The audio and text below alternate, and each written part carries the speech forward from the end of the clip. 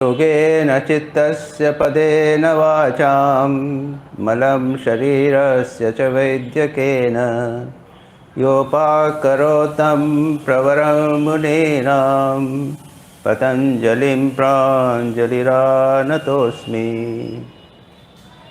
हम लोग पतंजलि योग सूत्र के प्रथम अध्याय के लगभग अंतिम पक्ष पर आ गए हैं, जहाँ पर पतंजलि ध्यान की कुछ विभिन्न प्रकार की पद्धतियाँ बताते हैं।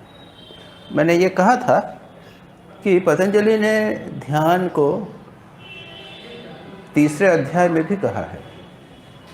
वहाँ है धारणा, ध्यान, समाधि।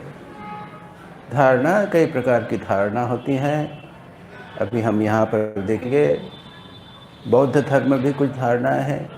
मन को इधर उधर भटक रहा है तो कुछ एक दायरे में लगा के रखना, लीला चिंतन हम कहते हैं ना, भगवान के ठाकुर की लीला का चिंतन करना, ये धारणा हुई।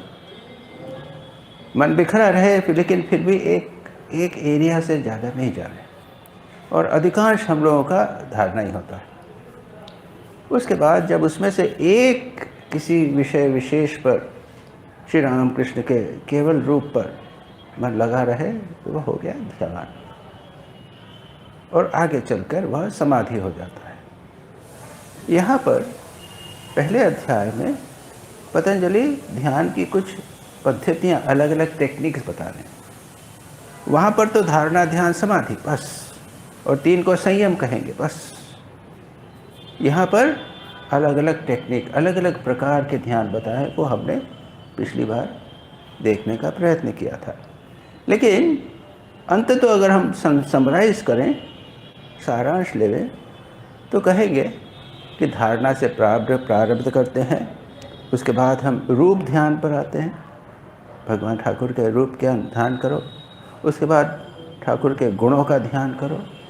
उसके बाद उनका स्वरूप तो सच्चिदानंद स्वरूप है, और उसके आगे भी अगर जाओ तो फिर वो सर्वव्यापी परमात्मा हो जाते हैं इत्यादि। तो ये होता है। अब पिछली बार मैंने प्रसंग में कहा था कि सभी धर्मों में विभिन्न प्रकार की ध्यान की पद्धतियाँ हैं। जैन धर्म में मैंने बताई थी, बौद्ध धर्म की कुछ पद्धतियाँ, उसको देखने का प्रयत्न करें। बौद्ध धर्म में भी विशाल संग्रह है, विशाल साहित्य है, विशाल साहित्य है ध्यान के ऊपर। उसमें से छोटी सी 2-3 अलग अलग प्रकार के ध्यान हैं। पहला है जिसे हमने अभी कहा धारणा, अभी ध्यान की धारणा की बात कही, तो उसमें शिष्य को, जो साधक है, उसको अलग अलग प्रकार के जिसे कहते हैं अलग अलग ऑब्जेक्ट्स दिए जाते हैं। रकाबियाँ, प्लेट्स होती हैं, तो अलग अलग रंग की प्लेट्स होती हैं। बुद्ध की, अमिताभ बुद्ध की मूर्ति का ध्यान करो, तो इसको वे लोग धारणा कहते हैं। एक रोचक बात, व्यक्ति की मनस्थिति के अनुरूप धारणाएं होती हैं। अगर कोई व्यक्ति में काम बहुत प्रबल होवे तो उसको क्या कहते हैं, एक कंकाल, स्केलेटन, हड्डियों का एक ढांचा मानव का, उसके ऊपर ध्यान करो। तुम इतने देह आसक्त हो तो याद रखो, इस देह के पीछे ये कंकाल है और कुछ नहीं है। हम लोग देह को इतना महत्व देते हैं और इसके बाद में फंस जाते हैं, तो कहते हैं नहीं, उस कंकाल पर ध्यान करो। इस प्रकार के अलग अलग प्रकृति के अनुसार लोगों को ध्यान करने की बात कही जाती है। दूसरी पद्धति है, उसको वो कहते हैं कोआन, KOAN। उसमें गुरु शिष्य को एक ऐसे वाक्य देता है, इस कहते हैं इस पर विचार करो, और ऐसे इरेशनल, जैसे कहते हैं ना, युक्ति संगत नहीं। जैसे कहा जाए एक हाथ की ध्वनि, एक हाथ की ध्वनि, तो 2 हाथ से बताते हैं, एक हाथ की ध्वनि, तो एक हाथ की ध्वनि हो गई। एक हाथ की ध्वनि, वो सोचता जाता है एक हाथ की ध्वनि कैसी है, क्या नहीं। और उसके बाद एक ऐसी स्थिति, हमारा मन क्या है, वो एक रैशनल, एक युक्ति संगत विचार का अभ्यस्त हो गया है। इसके पीछे ये होना चाहिए, इसके साथ ये होना चाहिए, अभ्यस्त हो गया है। इसको तोड़ते हैं। ये हमारा मन वर्षों के जन्म जन्मांतर के संस्कार के कारण इस प्रकार से एक रैशनल युक्ति संगत विचार में का अभ्यस्त हो गया है, कार्य कारण की श्रृंखला में। करते करते करते उसके बाद में उसका मन जो है वो हार जाता है। तो क्या होता है, नहीं समझ सकता, अब नहीं जा सकता। मन जब ऐसा क्षण आता है उसका कि वो युक्ति संगत विचार नहीं कर सकता, उसी समय कहते हैं कि उसको सत्य का साक्षात्कार हो। क्योंकि बौद्ध धर्म का कहना है कि ये जो संसार जगत है उसके पीछे की एक सत्ता है। हम भी तो मानते हैं ना, तो हम, लेकिन हमने उसे परमात्मा बना लिया, राम बना लिया, कृष्ण बना लिया, लेकिन उसके पहले की ऊपर की सारी चीज़ें तो हटानी पड़ेगी। बौद्ध कहते हैं उसके भी पीछे जाओ। या जैसे हम कहें अंधेरा सूर्य, विचार करो, अंधेरा सूर्य, नहीं बादल आ गए, नहीं, या उसको ग्रह लग गया ना, विचार करते करते करते करते ऐसी स्थिति आएगी कि उसका विचार बंद हो जाएगा। इसके आगे हम नहीं जा सकते। हमारी जो रैशनल थिंकिंग है, कार्य कारण श्रृंखला की चिंतन है, उसको तोड़ने की ये प्रक्रिया है। इसको कहते हैं कोआन। इसी तरह की एक और पद्धति है जिसको वे सेजन कहते हैं, ZEZAN। ये बड़ी इंटरेस्टिंग। वो कहते हैं जो भी तुम काम करो, एक काम करो, जो भी करना हो वो पूरे मन से करो। कहते हैं जस्ट सिटिंग, केवल बैठो। हमने कभी सोचा है इस बात को? केवल बैठना, क्या हम करते हैं कभी? मन चलता ही रहता है, मन बैठने के साथ नहीं लगा रहता है। हम ध्यान करने बैठते हैं तो बैठ तो जाते हैं, लेकिन मन अलग रहता है। और फिर ध्यान में क्या, हमारे हाथ पैर तो चलते रहते। बैठने का कोशिश करिए बिना हिले डुले, आरती में बिना हिले डुले बैठने का कोशिश कीजिए, पता चल जाएगा कि हमारा हाथ पैर कितने चंचल है, मन कितना चंचल है। जस्ट सिटिंग, केवल बैठो और ये सोचो कि मैं बैठ रहा हूँ, बैठा हूँ, बैठा हूँ, बैठा हूँ, और ये भी चला जाएगा। तो वो कहते हैं जस्ट सिटिंग, या चलना, बोलना, खाना इत्यादि ये है। हमारा मन एक तरफ जाता है, इंद्रियां दूसरी तरफ जाती हैं। वो कहते हैं केवल बैठो। विशेषज्ञ लोग कहते हैं, जो एक्सपर्ट हैं बौद्ध धर्म के, वो कहते हैं कि अगर तुम ठीक ठीक इसको प्रयत्न करो, जस्ट सिटिंग, केवल बैठना है और कुछ नहीं करना है तुमको, तो आपको आधे घंटे में पसीना आ जाएगा। इतना कठिन, क्योंकि सारा मन हमारा इधर उधर भागेगा, हाथ को हिलाना चाहेगा, मन तो भागेगा, मन को भी बिठाना है, बहुत कठिन। तो बौद्ध धर्म की संक्षेप में, बहुत संक्षेप में आपको ये तीन बातें बताई। एक तो है वो धारणाएं, दूसरी कोआन, और तीसरा है जस्ट सिटिंग। अब आगे चलते। यहाँ तक ध्यान के विभिन्न पद्धतियों का वर्णन हमने कर लिया। पिछली बार हमने महापुरुषों का ध्यान किया था और ज्योति ध्यान किया था, ये जो पातंजल योग सूत्र में बनाया है। अब उसके आगे पतंजलि आगे चल के क्या कह देते हैं, और स्वप्न निद्रा ज्ञानालंबनम वह भी कर लिया था हमने। स्वप्न और निद्रा के बारे में भी कर ली थी बात, की थी नहीं की थी? अच्छा, वीतराग विषयम चर्चम किया था। स्वप्न निद्रा ज्ञानालंबनम वा, अथवा स्वप्न और निद्रा में जो ज्ञान होता है उसको ध्यान का विषय बनाना। स्वप्न में अगर आपको स्वप्न में कोई महापुरुषों का ध्यान हो जावे, अवतारों का ध्यान हो जावे, तो अवश्य उसको ले लेना चाहिए, क्योंकि वो क्या है कि वो अचेतन मन से आया है, जहाँ हमारा चेतन मन शांत हो गया है, और इसलिए उसका अत्यंत महत्व है। तो कहते हैं वो कि उसको अवश्य ध्यान करना चाहिए। या फिर दूसरा अगर हो, एक और स्थिति होती है कि अगर आपने ध्यान में शांति का, निद्रा के समय क्या होता है, गहरी शांति, कुछ नहीं था वहाँ पर, उसका हम ध्यान कर सकते हैं क्या? वह आनंद, गहरी शांति, तृप्ति का अनुभव जो होता है हमको, उसका ध्यान करें। स्वप्नावस्था में जो मन बाहरी जगत से अलग हट जाता है, रुद्ध हो जाता है, उसका ध्यान करें। अब ये जो है ना, ये बड़े टेक्निकल है, और ये गुरु अपने एक शिष्य विशेष को अच्छी तरह देखकर, समझकर, उसके लायक यदि होगा तो उसको वो कहने का। तो इसको हम संक्षेप में देखकर उसके बाद में हम आगे चलते हैं। विशेष प्रकृति के लोगों के लिए उसके आगे पतंजलि एक सूत्र कह देते हैं, यथाभिमत ध्यानात्वा, जैसी तुम्हारी इच्छा हो उस पर ध्यान करो। इसका मतलब मैंने कहा था कि ऐसा नहीं कि जूते की दुकान की ध्यान करना, जो मर्जी में वैसा ध्यान नहीं करना।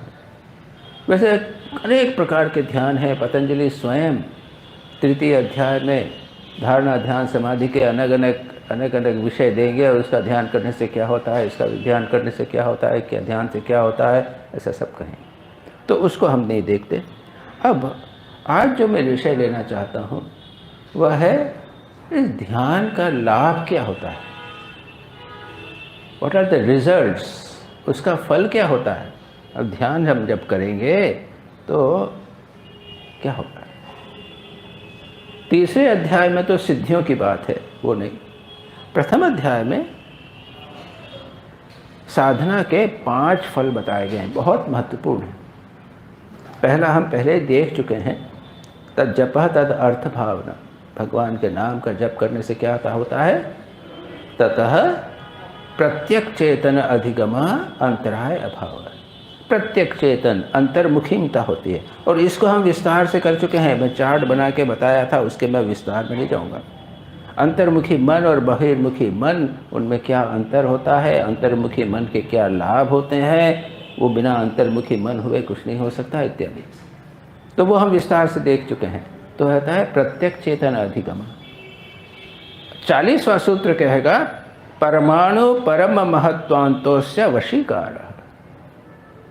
जिस व्यक्ति ने किसी एक विषय में पूरी तरह मन को सिद्ध कर लिया है, उसमें अच्छी तरह उसका मन जम गया है, एकाग्रता में किसी भी एक विषय में, वो उसके बाद में परमाणु से लेके परम महत्वत्व से, परमाणु और उसके बाद में सारा ब्रह्मांड, किसी भी चीज़ पर वो मन लगा सकता है। इसको कहते हैं वशीकार, कंप्लीट मास्टरी। वशीकार यानी मास्टरी।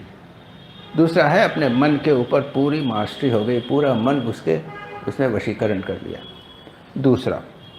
तीसरा कहेंगे, आगे जाएगा 41 में समापत्ति।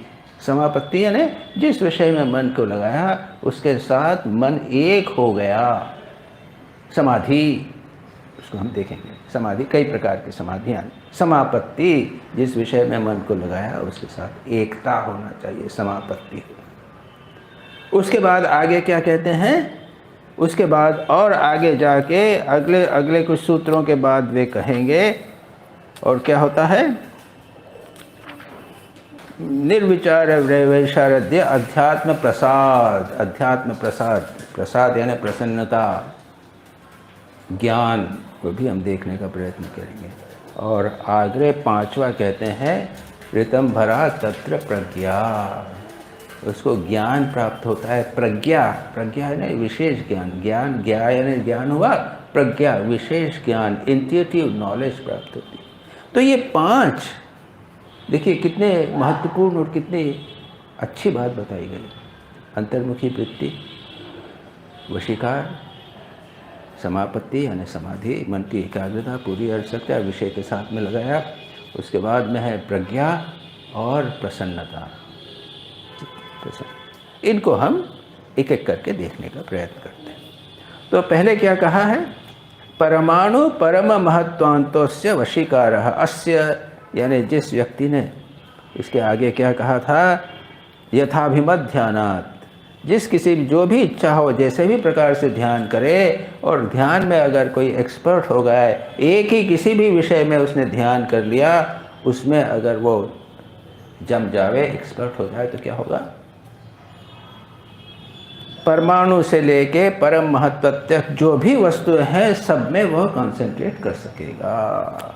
स्वामी विवेकानंद कहते हैं, his mastery extends from the finest atom to the greatest infinity.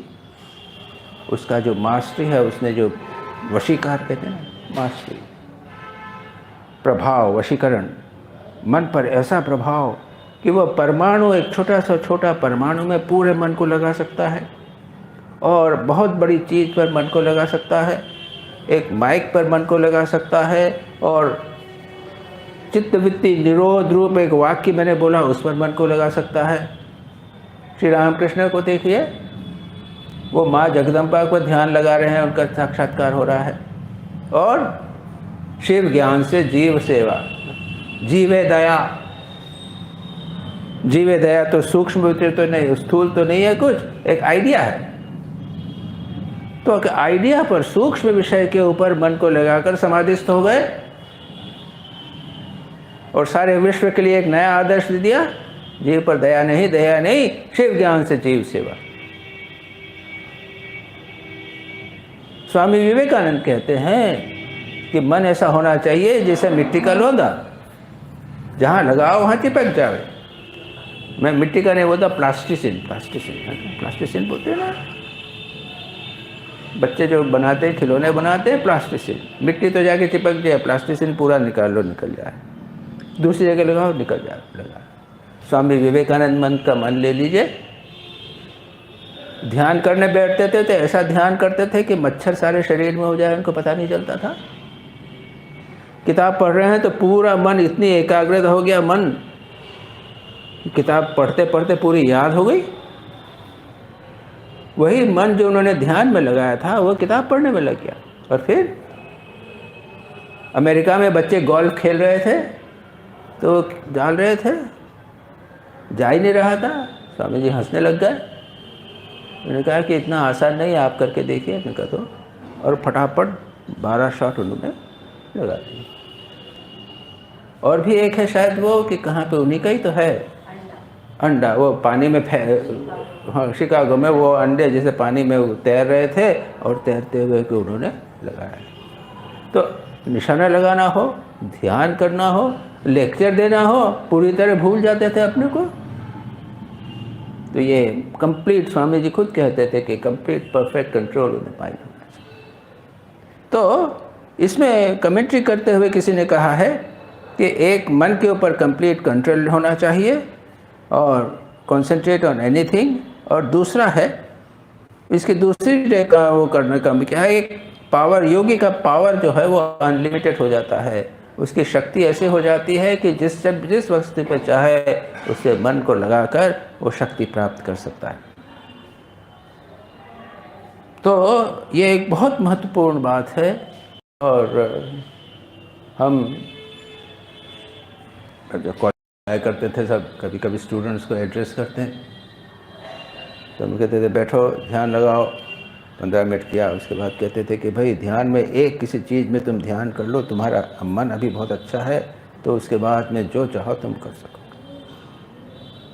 उसके बाद में तुम MA करो, PhD करो, उसके बाद में डॉक्टरी करो, जिसका में भी विषय को मन में लगाओगे वो पूरा उसमें लग सकेगा, तुम सफल हो। तो ये हुआ वशीकार। अच्छा, आगे चलें। क्षीणवृत्तेः अभिजातस्यैव मणेः गृहीतृग्रहणघरैश्चु तत्स्थ तदंजनता समापत्ति। लंबा सूत्र है, आप लोग चिंता मत करिए, मैं आपको समझा देता हूँ। क्या कहा है? अभिजातस्य मणेः इव।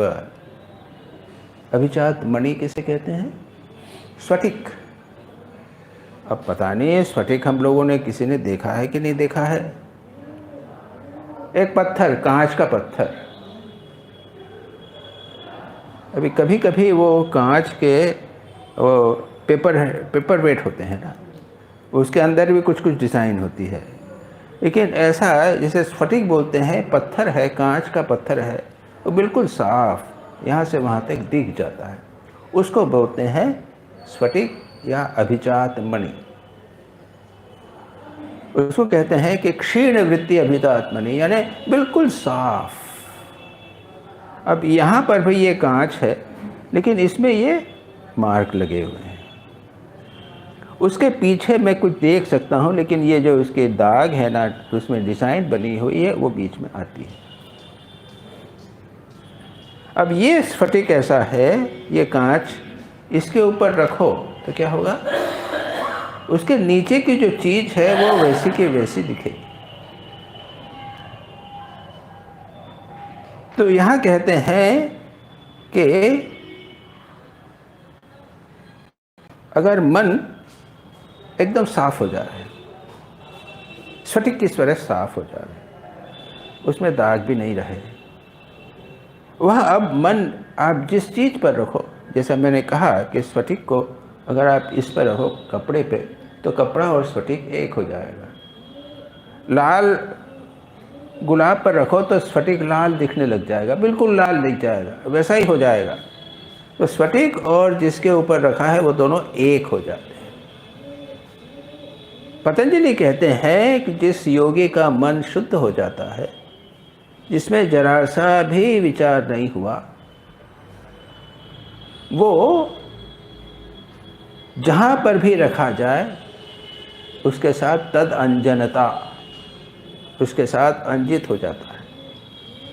और जहाँ रखा जाता है वो 3 प्रकार के विषयों के साथ वो एक किया जा सकता है। यह बड़ा टेक्निकल हो जाता है, समझा देता हूँ।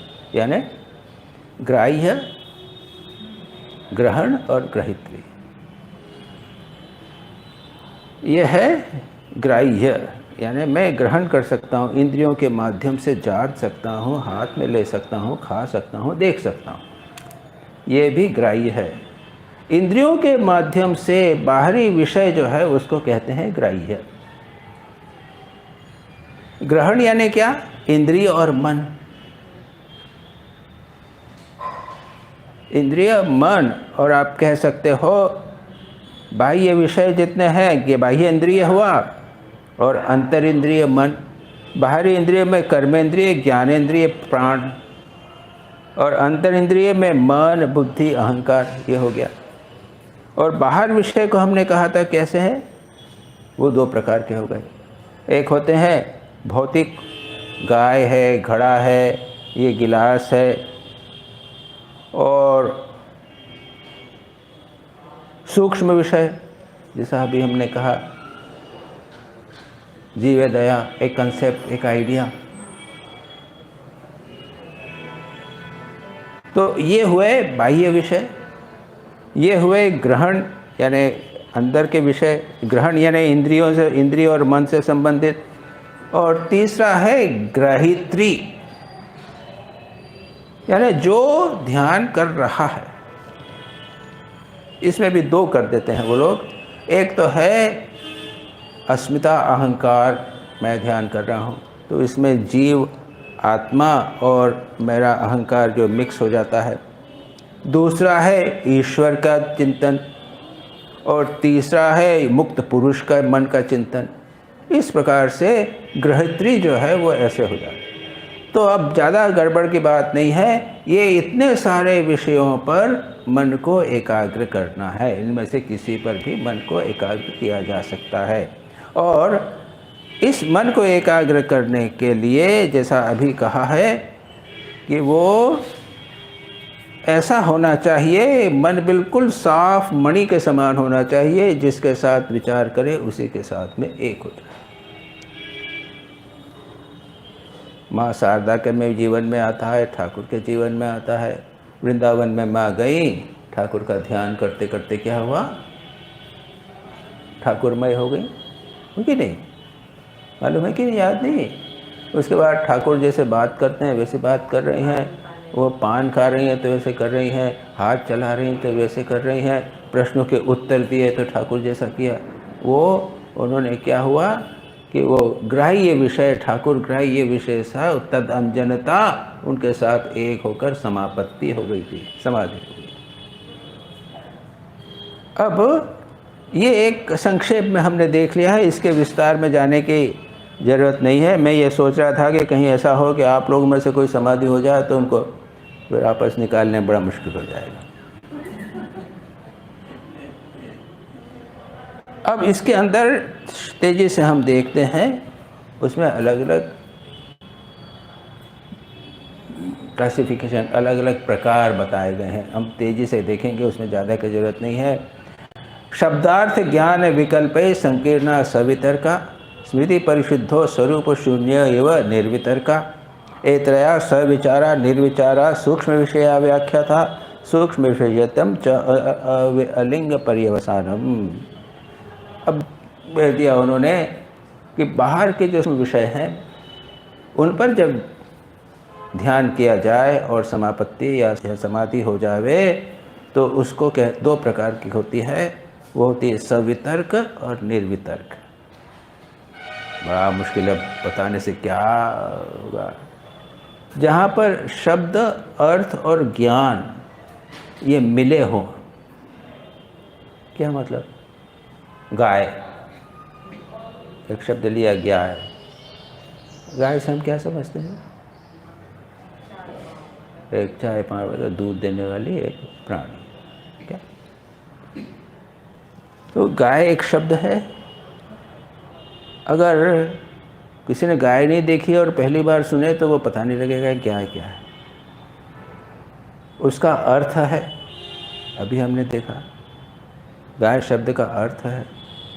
और जब गाय कहा गया तो आपके मन में ज्ञान उदित हुआ। लेकिन अभी जो हमने बातचीत की तो शब्द, अर्थ और ज्ञान अलग हुए क्या? सभी साथ में, तीनों एक साथ।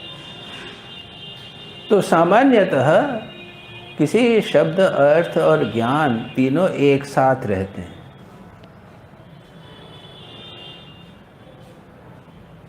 ये गिलास, पानी का गिलास, अब पानी का गिलास बस, और उसको ध्यान करेंगे तो पानी का गिलास एक साथ ऐसा ही होगा और कुछ नहीं होगा। तो जहाँ शब्द, अर्थ और ज्ञान और एक साथ मिले हों और आप किसी विषय का ध्यान करें और उसमें आपको समाधि होवे, उस विषय के साथ आप एक हो जावें, तो इसको कहते हैं सवितर्क समाधि। लेकिन अब देखिए, अब ये कितनी कठिन चीज़ है, बड़ी टेक्निकल चीज़ है। शब्द नहीं, अर्थ ज्ञान नहीं, केवल अर्थ।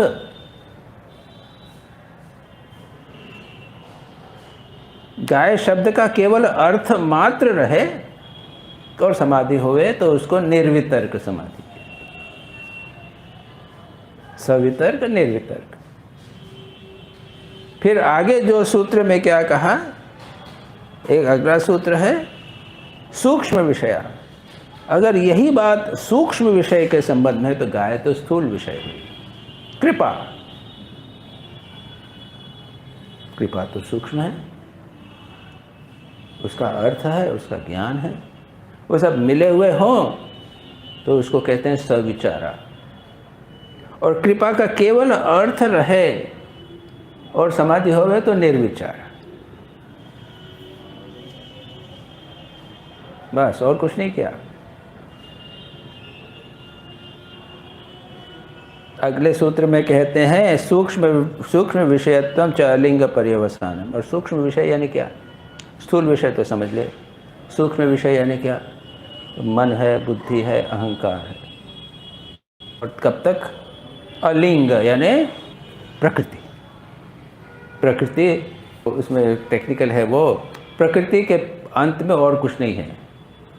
प्रकृति जो है उसके बाद में सब चीज़ें आती हैं, तो प्रकृति जो है वो सबकी प्रधान है, वो उसका कारण है। प्रकृति का कोई कारण नहीं है, इसलिए उसको बोलते हैं अलिंग। तो अलिंग यानी सूक्ष्म विषय, यानी मन से विचार से लेकर प्रकृति तक, बुद्धि मन अहंकार इत्यादि महत्त्व इत्यादि लेकर प्रकृति तक जितने सब हैं, इसको कहते हैं सूक्ष्म विषय। बस ये सब जितनी हैं, ता एव सबीजः समाधि। यहाँ तक जो इतनी सारी समाधियाँ बताई, ये सब सबीज समाधि है, इसमें बीज रहता है।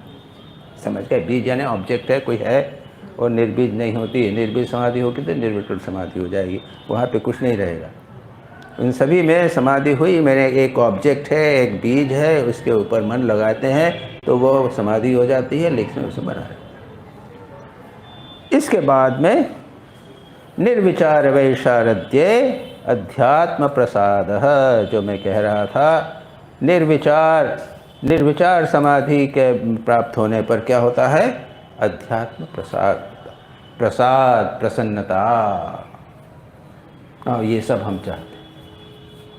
ध्यान में निर्विचार समाधि जो अभी बात हुई, वो यानी सूक्ष्म विषय समाधि में अगर मन पूरी तरह लग जावे, एस्टेब्लिश हो जावे, तो अध्यात्म प्रसाद हो।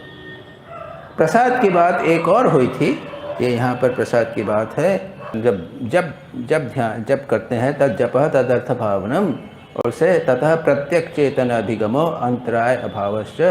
और एक जगह और भी आता है था चित्त प्रसाद। चित्त प्रसाद कहाँ पे आया था? कहते हैं कि जब मैत्री करुणा मुदितोपेक्षानां सुख दुख पुण्य पुण्य विषयानां भावनातः चित्त प्रसादना। कोई सज्जन व्यक्ति हो, उसके प्रति मैत्री का भाव रखो मन में। कोई दुखी व्यक्ति है, कष्ट पा रहा है, तो उसके प्रति करुणा का भाव रखो। जो सुखी है, उसके प्रति मुदिता आनंद का भाव रखो, वाह वाह। और जो पापी है, उसके प्रति उपेक्षा का भाव रखो। ये भाव रखने से क्या होता है? चित्त प्रसन्न होता है, मन शांत होता है, प्रसन्न होता है। और यहाँ पर क्या कहा है? अध्यात्म प्रसाद है। निर्विचार वैशारद्ये अध्यात्म प्रसाद है। तो ये याद रखिए, साधना करने पर क्या मिलेगा? आप लोग सब छोड़ के आए, यहाँ रह रहे हो, ध्यान जप कर रहे हो, कुछ मिलना तो चाहिए, थोड़ा प्रसन्नता, मन की प्रशांति। और अध्यात्म प्रसाद का अर्थ तो यहाँ पर कहते हैं कि रज तम रूप अशुद्धि का शुद्ध होने पर बुद्धि में स्वच्छ प्रकाश होता है, बुद्धि पवित्र हो जाती है, ज्ञान होता है, शांति आ जाती है। इसको उन्होंने प्रसाद कहा है। और जो वस्तु स्वस्थ है, जो भी ज्ञान है, जो भी व्यक्ति वस्तु है, जो व्यक्ति है, उसका वास्तविक स्वरूप हमको समझ में आता है। इसको यहाँ पर अध्यात्म प्रसाद कहा। यथाभूत वस्तु विषय क्रमहीन या युगपत सर्व ज्ञान प्रज्ञालोक, इसको उन्होंने अध्यात्म कहा। लेकिन पहले जो कहा है, मैत्री करुणा मुदिता से क्या होता है? मुदिता अपेक्षा नाम पुण्यापुण्य विषय नाम भावना चित्त प्रसादन, मन प्रसन्न होता है। अब हम सभी प्रसन्नता चाहते हैं, याद रखिए। स्वामी विवेकानंद कर्मयोग में जो प्रवचन देते हैं, शुरू में उन्होंने कहा है, पहले ही करार करते हुए, कर्म का क्या अर्थ है इत्यादि, और फिर उसके बाद एक बड़ी चौंकाने वाली बात करते हैं। Happiness is not the goal of life, pleasure is not the goal of life, knowledge is the goal of life. यानी ज्ञान जो है वह जीवन का लक्ष्य है, सुख या आनंद जीवन का लक्ष्य नहीं है। फिर भी हम सभी आनंद चाहते हैं, और हमारे शास्त्रकार कहते हैं कि ऐसी बात नहीं है कि वो नहीं होता। श्री रामकृष्ण श्री रामकृष्ण साहब आनंद का विषय कभी हो ही नहीं सकता। Is embodiment of love and bliss. मैंने एक लेख भी लिखा था, प्रेम और आनंद के घनीभूत विग्रह थे श्री रामकृष्ण। ये आदर्श है, श्री रामकृष्ण तो हमारे आदर्श है ना। तो आनंद होगा ही, है ही। कैंसर होते हुए भी आनंद की कोई कमी नहीं हुई श्री रामकृष्ण। नरेंद्र के लिए रोते हुए हैं, फिर भी आनंद तो है ही। तो यहाँ पर इस आनंद को हमें समझना चाहिए। हमें सामान्यतः आनंद जो है वो, हमारा आनंद जो है ना वो तामसिक, या सुख जो है वो तामसिक या राजसिक सुख है। भगवान ने गीता में क्या कहा ना, सात्विक सुख है, राजसिक सुख है, तामसिक सुख है। राग द्वेष रहित होकर इंद्रियों से राग द्वेष वियुक्त इंद्रियां विशेष चरण आत्मवश्य विदेशात्मा प्रसादम अधिगच्छति। राग द्वेष रहित होकर जब मन इंद्रियों में जाता भी है तो उसको प्रसाद की प्राप्ति होती है। आगे कहते हैं जो सुख जो है ना, इंद्रियों की एकाग्रता और सुख जो है उसको भगवान ने गीता में आगे चलकर एक मानसिक तप भी कहा है। भक्त शास्त्रों में इसको अनवसाद, जब आप भक्ति के शास्त्र पढ़ोगे तो एक गुण है अनवसाद। अवसाद नहीं, डिप्रेशन नहीं होना चाहिए। साधना कर रहे हैं तो अवसाद नहीं होना चाहिए, डिप्रेशन नहीं होना चाहिए। ये वहाँ पर कही गई बात है। और जब वासनाएं क्षीण हो जाती हैं तो मन प्रसन्न होता है, शांत हो जाता है।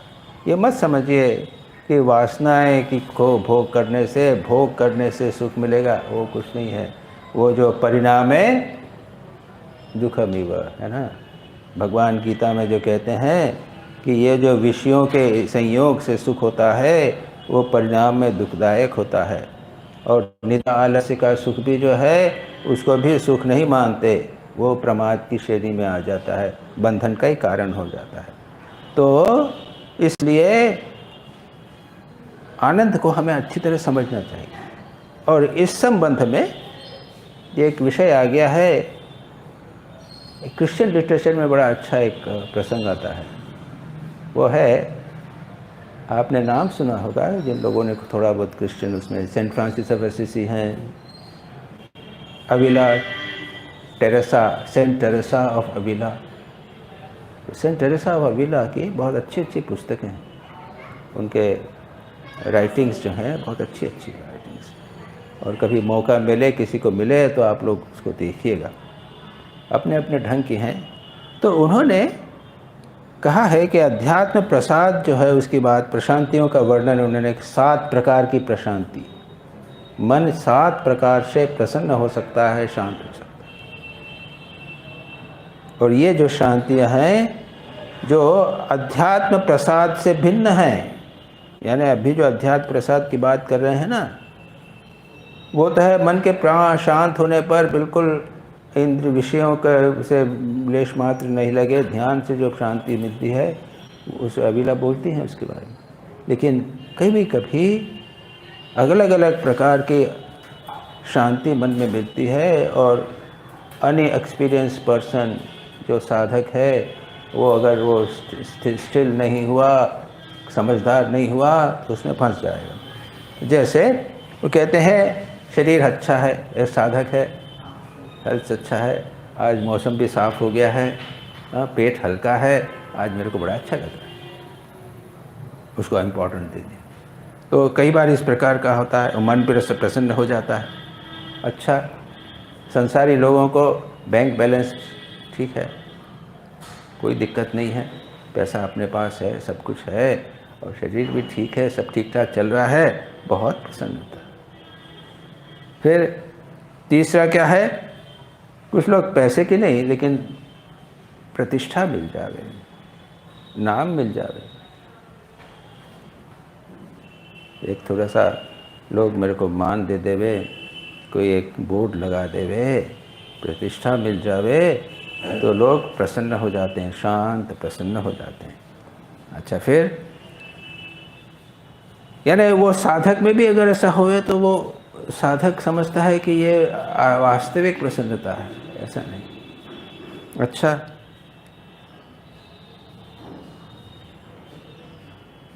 यानी उस समय साधना कर रहे हैं, करते रहे, उसमें किसी ने क्या प्रसन्न कर दी, नाम कर दिया तो अच्छा लगे।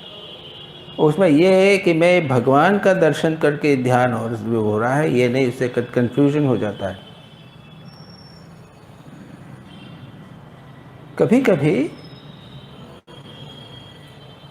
याद रखिए कि साधक जो है वो बड़ा सेंसिटिव हो जाता है, अपने दोषों को उसको अधिक लगते हैं। छोटा सा दोष होवे मन में, काम न भी होवे, स्थूल रूप में काम न होवे, लेकिन स्त्री पुरुष का भेद भी उसको अगर लग जाता है तो उसको बुरा लगता है कि क्या हुआ। कभी कभी ये संवेदनशीलता यदि चली जावे तो कैसी भयानक स्थिति है, शांत कुछ नहीं, अपने दोष हैं, काम क्रोध हैं, लोग में कोई भी डिस्टर्बेंस नहीं होता है, कोई भी मन विचलित नहीं हो रहे हैं, ये अनुताप नहीं होता, ये भयानक लक्षण है, बुरा अच्छा नहीं है ये। इसके साथ और भी हैं।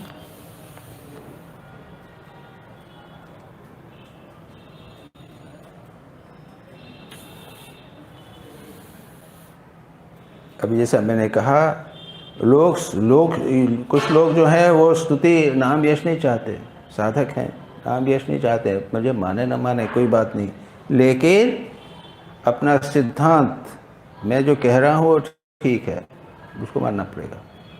उसका सिद्धांत के ऊपर इतने पकड़े रहते हैं कि वो यानी एक स्थिरता जैसी जीवन में आ जाती है, उसके कारण समझ में आ जाता है। या फिर धार्मिक क्षेत्र में, सांसारिक क्षेत्र में उपलब्धियां हो गई,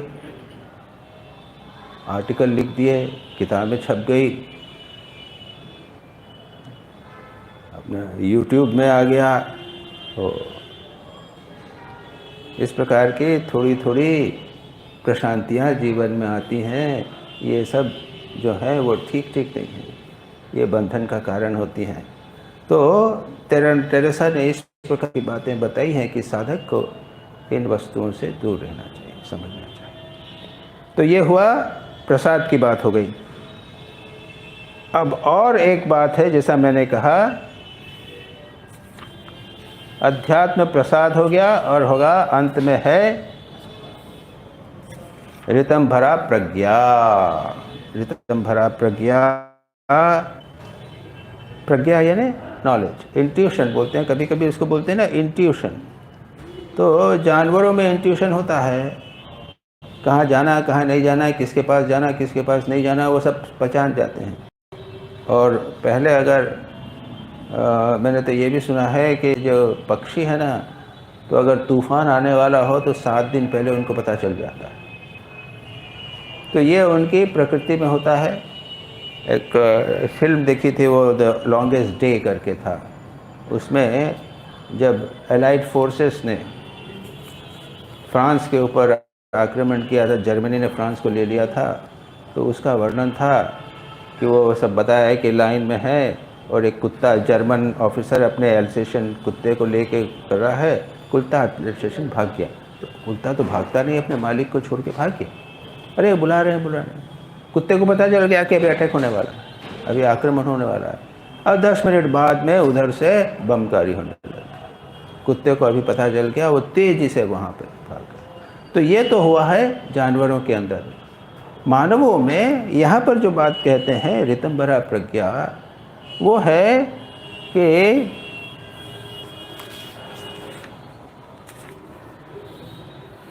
इसके हम चर्चा आगे करेंगे, क्योंकि वो समय हो रहा है और ये अच्छा विषय है, थोड़ा गहराई में जाना ठीक रहेगा। ठीक है। योगेन चित्तस्य पदेन वाचां मलं शरीरस्य च वैद्यकेन योपाकरोतं प्रवरं मुनीनां पतञ्जलिं प्राञ्जलिरानतोऽस्मि।